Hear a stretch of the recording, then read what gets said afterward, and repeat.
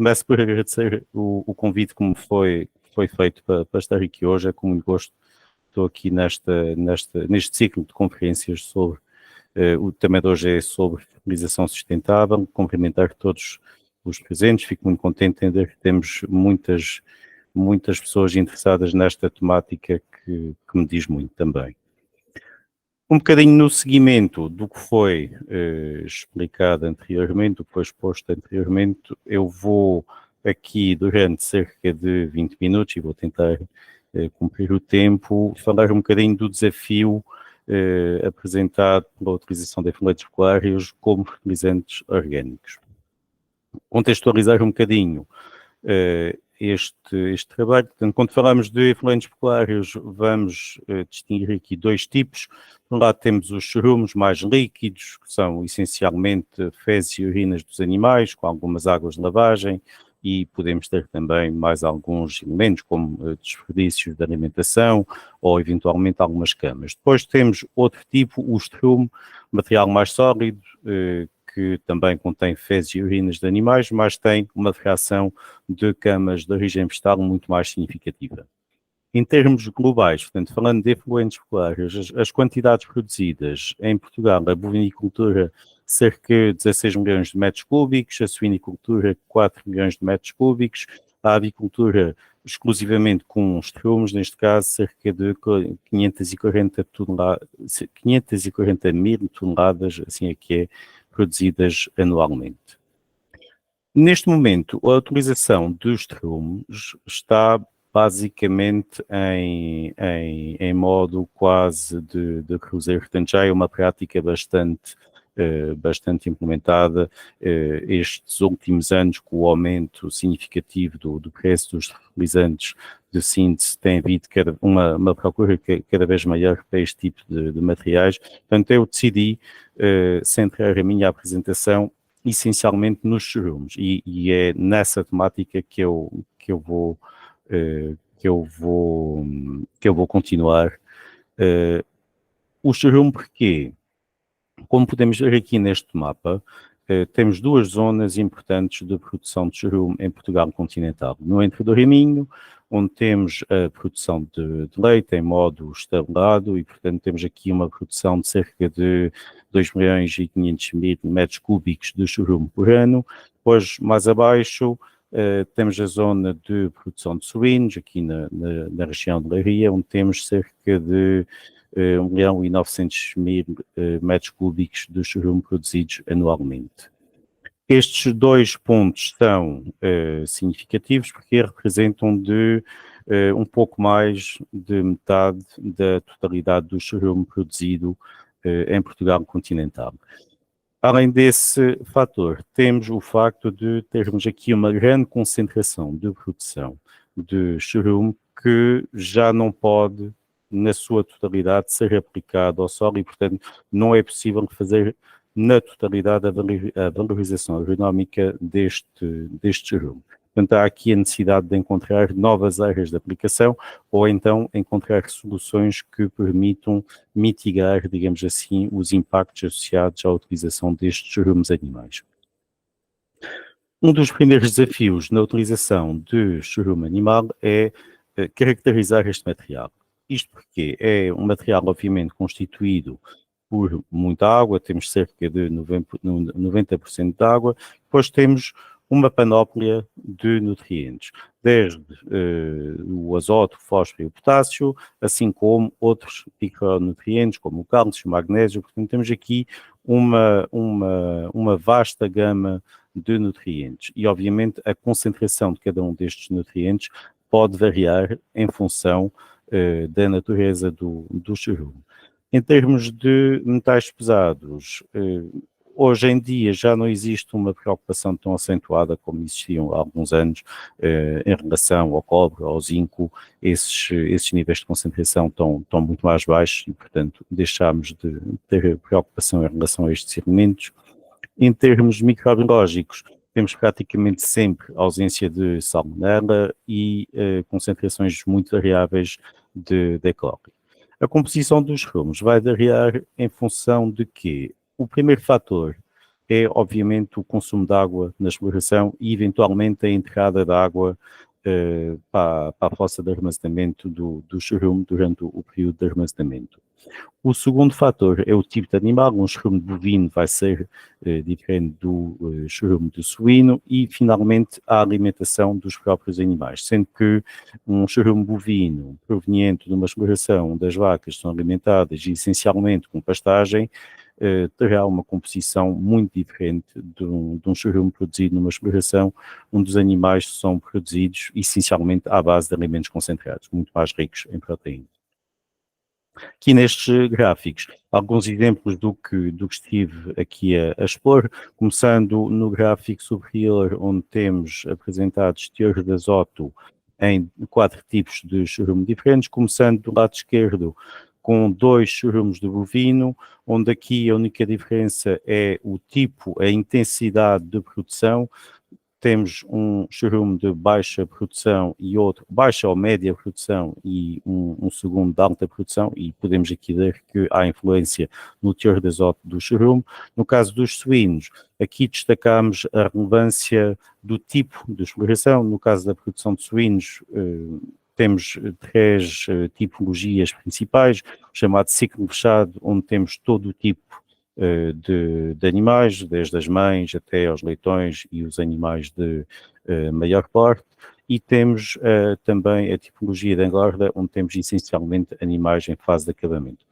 Aqui é nítido o efeito da tipologia de exploração em termos de teor de azoto no chorume final, não só devido à alimentação que é dada aos animais, como também à frequência de lavagem que é feita em cada uma das explorações. O mesmo reflete-se depois nos teores de fósforo e potássio, aqui no gráfico inferior esquerdo, e outros elementos como o magnésio e o cálcio são também muito sensíveis ao tipo de animal e ao maneio feito na própria exploração. Quando pensamos na utilização de efluentes populares com o objetivo de veicular alguns nutrientes, temos obviamente uma preocupação em relação à disponibilidade dos nutrientes existentes no chorume para as plantas às quais vamos aplicar esse chorume. Eu aqui começaria por destacar que, ao contrário dos adubos convencionais, nós aqui aplicamos um coquetel de nutrientes e alguma matéria orgânica, ou seja, não conseguimos aqui fazer a aplicação de apenas um elemento, não conseguimos de todo aplicar apenas azoto ou aplicar apenas fósforo. No caso específico do azoto, temos ainda outra particularidade, que é uma libertação mais lenta de uma fração do azoto que é aplicado. No chorume temos 2 frações principais, uma fração mineral de azoto que está imediatamente disponível para as plantas. Esta fração representa 50% a 90% do azoto, e depois temos então a fração de azoto orgânico que vai ser mineralizado com uma cinética mais lenta ou mais rápida em função do tipo de solo, das condições climatéricas e também do tipo de chorume. Destacar ainda que o chorume tem um rácio NPK diferente do que é referido pelas plantas, ou seja, muitas vezes quando aplicamos o nosso chorume com base no azoto necessário para o bom crescimento das plantas, estamos a aplicar um excesso de fósforo, e ao contrário, quando tentamos adaptar as aplicações às quantidades de fósforo, vamos aplicar um déficit de azoto sem necessário fazer depois um complemento, uma aplicação complementar com adubo mineral.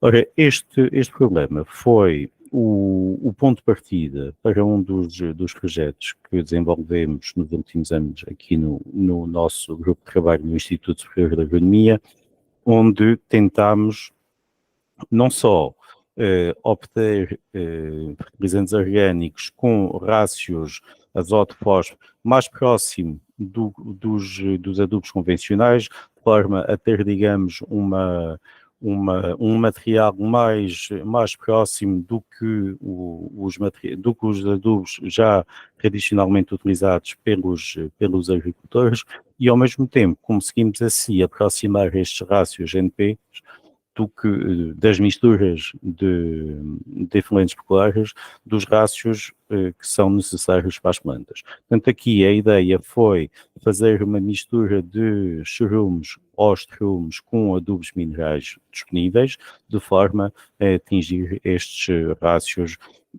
Selecionámos aqui 3 rácios de 1:1, 0,5:1, 2:1, em termos de azoto, fósforo, e obviamente estudamos depois toda a eficiência ergonómica, os impactos ambientais associados a cada uma destas misturas. Fizemos ainda outro exercício que foi produzir novamente misturas com rácios azoto-fósforo bastante próximo do que está disponível em termos de adubos convencionais, e aqui tentámos não usar de todo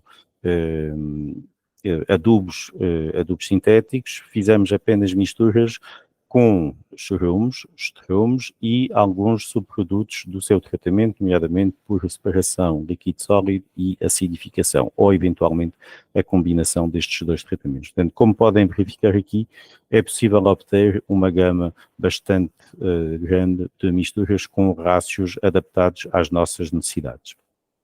Mais informação em relação a este tipo de trabalho pode ser consultada aqui neste documento, que podem descarregar através do QR Code. Passando agora a outro desafio na utilização destes efluentes populares, todos os impactos ambientais associados à sua gestão. Aqui os impactos que eu vou destacar: emissões de gases com efeito de estufa, lixiviação de nitratos e volatilização da amoníaco, sendo que irei dar maior destaque aqui à volatilização da amoníaco. Em termos de gases com efeito de estufa, em Portugal, a gestão de efluentes representa cerca de 14% dos 12% associados às atividades agrícolas. Aqui insisto, 14% dos 12%, ou seja, não é 14% da globalidade das emissões observadas em Portugal. Sim, é apenas uma pequena fração dos 12%. No que diz respeito à lixiviação de nitratos, continua a ser uma preocupação, embora já existam várias ferramentas que permitam, de alguma forma, controlar este risco, nomeadamente a Diretiva Nitratos. No entanto, a grande concentração de explorações em regiões limitadas continuam a trazer algumas preocupações em termos de qualidade das águas, daí a necessidade de continuar a controlar estes impactos. O impacto, onde irei dar um bocadinho mais de destaque, as emissões de amoníaco, e esta preocupação, ou este destaque, deve-se a 2 motivos. As emissões de amoníaco são, obviamente, um problema ambiental, não só pelo facto do amoníaco dar depois origem a outro tipo de poluentes, nomeadamente as partículas finas, as chamadas PM2.5, têm um impacto muito nocivo na saúde humana. O amoníaco não é um gás com efeito de estufa, no entanto, a sua deposição pode depois dar origem a emissões de óxido nitroso, esse sim, um gás com efeito de estufa. E outro fator também bastante relevante tem a ver com o facto de todo o azoto perdido na forma de amoníaco constitui um azoto que não fica disponível para as plantas e que tem, portanto, que ser substituído por adubos minerais. Portanto, há aqui, digamos, dois aspectos complementares. Para não falar do aspecto económico, todo o azoto perdido sob a forma de amoníaco representa também uma perda de dinheiro para o agricultor. As emissões de amoníaco, ao contrário dos gases com efeito de estufa, das emissões de gases com efeito de estufa, onde tem sido possível controlar as emissões a nível nacional, no que diz respeito às emissões de amoníaco, não foram cumpridas as metas de redução de emissões de amoníaco em 2020. Logo, há urgência em tomar medidas para conseguirmos inverter um bocadinho esta tendência de crescimento que se tem observado nos últimos anos. E porquê o porquê de estarmos tão preocupados com os efluentes populares é simplesmente o facto de 38% das emissões totais de amoníaco em Portugal estarem associadas à gestão destes efluentes populares. Portanto, há aqui algum trabalho para fazer em termos de emissões de amoníaco. Quais são as soluções que nós temos à nossa disposição neste momento para reduzir essas emissões de amoníaco? E eu aqui vou-me centrar exclusivamente à aplicação ao solo dos efluentes populares. Temos, além de um método já antigo que consiste em fazer uma aplicação à superfície seguida imediatamente da sua incorporação ao solo, portanto é a prática recomendada. Além desta solução óbvia, temos ainda a possibilidade de fazer aplicações em banda de baixa emissão ou, eventualmente, aplicações com recursos a sistemas de injeção diretamente no solo. Estas soluções têm sido pouco utilizadas em Portugal por vários motivos, devido à necessidade de aquisição de equipamentos específicos com maiores consumos de energia, dimensões de parcelas que nem sempre permitem a utilização deste tipo de equipamento e destaca ainda o facto de, quando utilizamos este tipo de solução ao nível da aplicação ao solo, ou seja, na última fase de gestão deste efluente populário, não garantimos que não houve alguma emissão na fase anterior, nomeadamente na fase de armazenamento ou até mesmo na fase de recolha destes efluentes. Por isso, temos vindo a estudar nos últimos anos uma solução que nos parece mais eficiente, uma vez que garante uma redução das emissões de amoníaco durante toda a cadeia de gestão dos efluentes populares.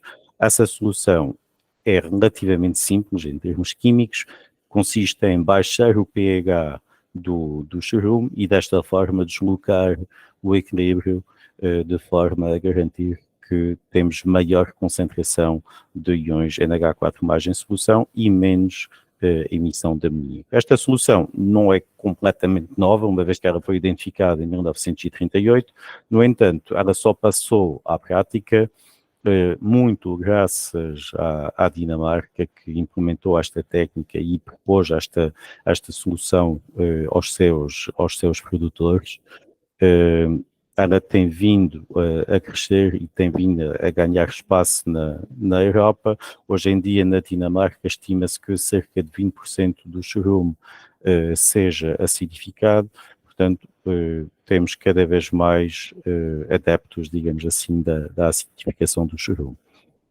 Se tiverem interesse em saber um bocadinho mais acerca desta solução, foi escrito em 2015 um trabalho de revisão sobre esta temática, portanto, mais uma vez, podem consultar aqui através do QR Code. A nível das aplicações de chorume ao solo, a acidificação pode ser feita em simultâneo com a aplicação, ou seja, não temos a necessidade de fazer de forma prévia a acidificação do chorume ao nível do armazenamento. Este dispositivo que aparece aqui na imagem permite uma acidificação contínua ao longo da aplicação ao solo, portanto é um sistema que já é comercializado, que está completamente estabilizado e que tem dado provas de bom funcionamento. O aditivo utilizado tem sido o ácido sulfúrico concentrado, no entanto existem outros ácidos comerciais que podem ser utilizados.